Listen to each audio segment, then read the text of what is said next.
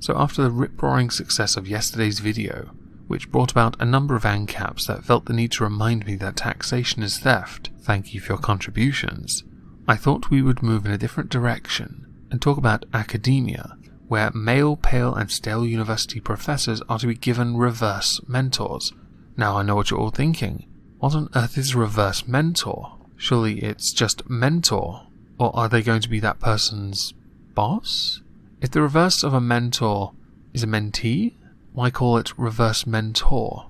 Also, what's the deal with constantly berating people, for being pale? I'm sure we'll get to that again soon enough. Male, pale and stale university professors are to be given reverse mentors to teach them about unconscious bias under new government-funded scheme. Well, I'd like to know where my taxpayer money's going, so yay, it's going here. This just pushes more people towards saying, yeah, Amazon, you can keep your tax money, because we know where it's going. Under the project, white men in senior academic posts will be assigned a junior female colleague from an ethnic minority as a mentor. You've already called it a reverse mentor. What on earth is going on here? I'm confused. Is this like The Flash? Are they just going to be the absolute opposite, and that's it? And be nothing more than a little bitch? Also, if you want to push people out of jobs, why not just ask them to quit? Are you that afraid of paying them their pension, perhaps? Just get Pippa Harron on board.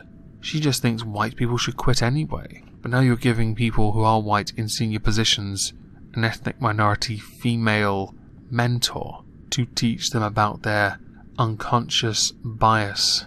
Because that's what's going to get the best out of research associates, or senior academics, in their field.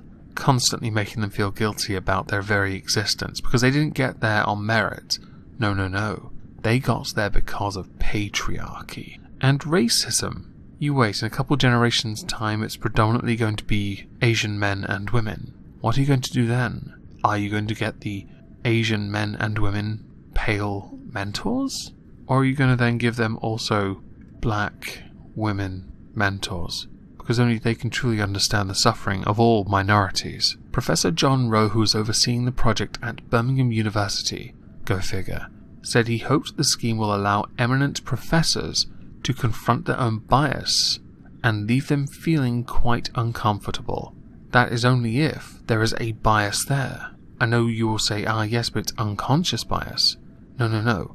You are trying to make someone believe that they are guilty of something. That does not mean there was any guilt to begin with.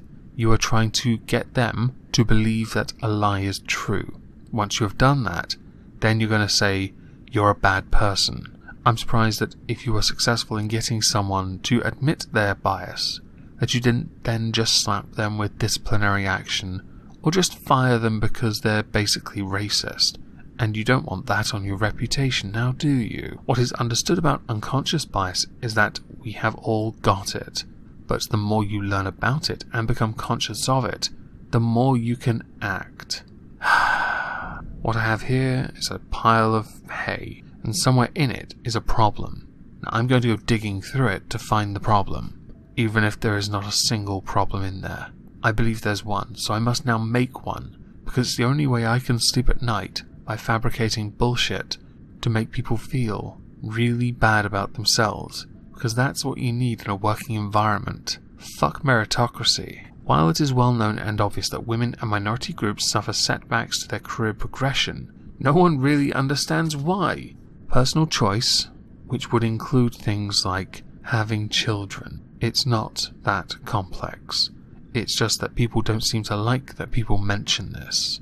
It is almost as if it is a bad thing to these people that some would make the conscientious choice to have a less stressy job, or want to bring up children. Terrible people. How dare they not represent the people of colour, brother or sisterhood, and non-binaryhood, I guess. It's not as if there is any overt prejudice. It is something to do with the way the system is or the way it has evolved, and we needed to find out why. By guilting people into believing something that isn't true in the slightest, or with no evidence to confirm that that person has any bias in the first place.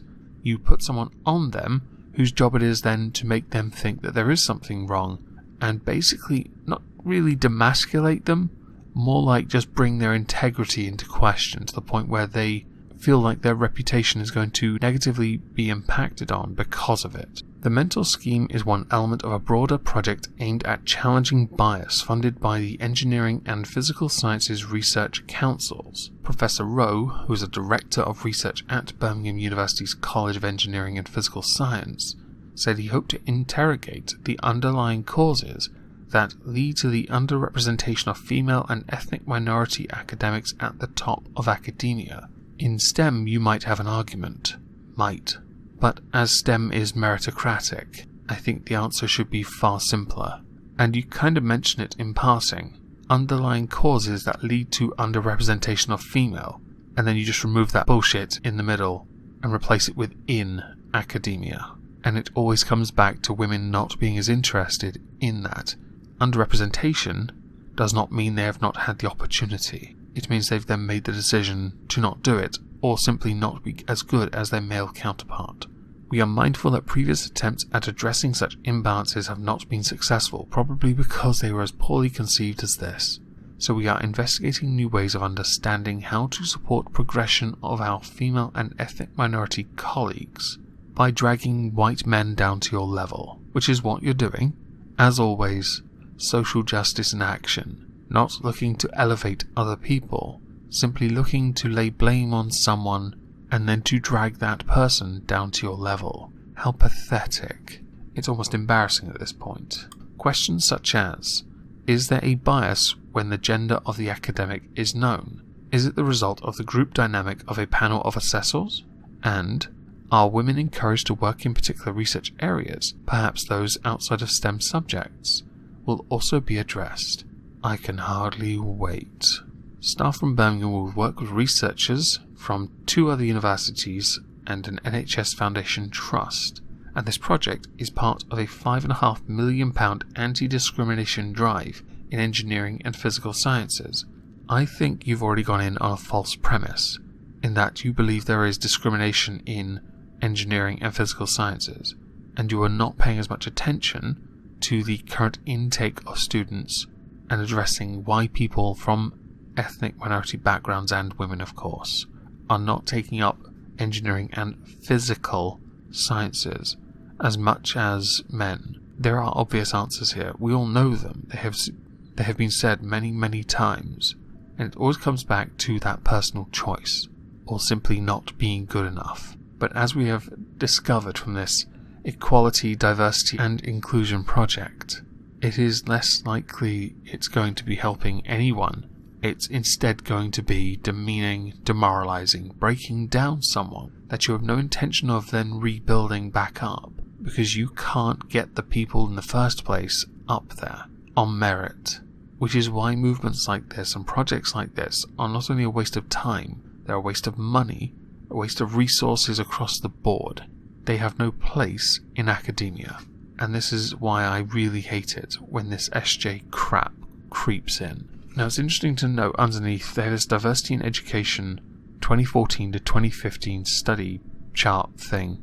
I'm really, really clever, as you can tell, with the words, where it shows the gender in STEM and also for computer science, which is really interesting because it shows here that in computer science you have 87% male, 13% female, which doesn't surprise me.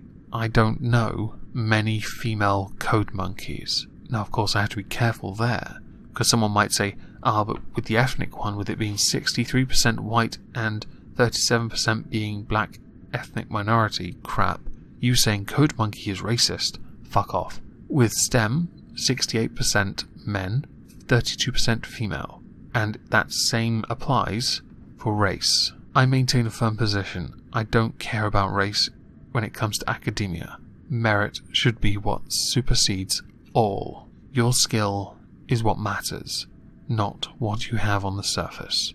I just don't care. So it's interesting that this information has been collected, especially when you've used it in 2 areas that have always been dominated by men, although I would argue 32% female. That is quite good. The University Students' Union published their Liberation Vision document, which recommends that porters should be also trained in how to respond to reports of sexual violence and mental health issues among students.